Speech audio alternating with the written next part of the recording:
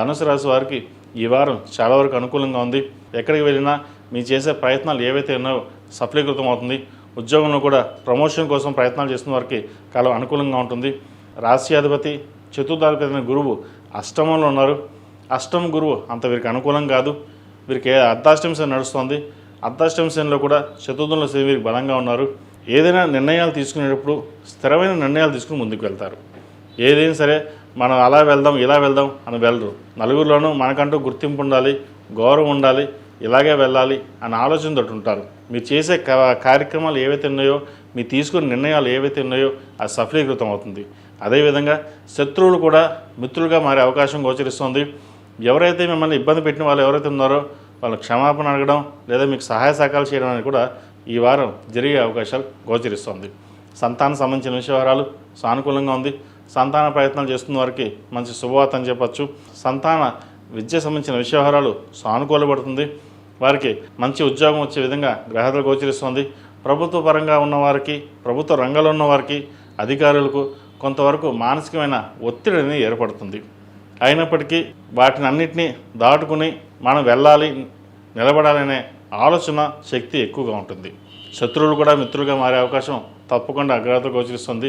కష్టం తగిన ప్రతిఫలం ఈ వారం మీకు లభిస్తుంది. ఈ రాశిలో మించిన స్త్రీలకు వృత్తి ఉద్యోగాల పరంగా, వ్యాపార పరంగా సానుకూలంగా ఉంది.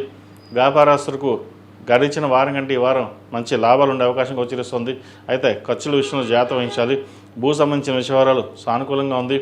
ఏదైనా మళ్ళీ నూతన వ్యాపారం ప్రారంభిద్దాం అని ఆలోచన చేస్తారు.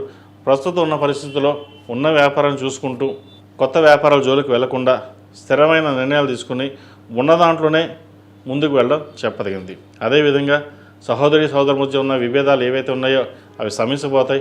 స్థిరాస్తులకు సంబంధించిన విషయాలు కొలిక్కి రావడం, స్థిరాస్తుల విలువ మరింతగా పెరిగే అవకాశం గోచరిస్తోంది.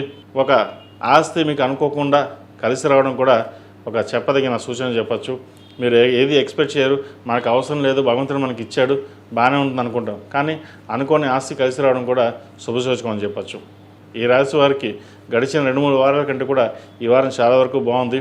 ఏదైనా నిర్ణయం తీసుకునేప్పుడు చక్కగా ఆలోచించి లేదా జీవిత భాగస్వామితో డిస్కస్ చేసుకున్న తర్వాతనే ముందుకు వెళ్ళండి.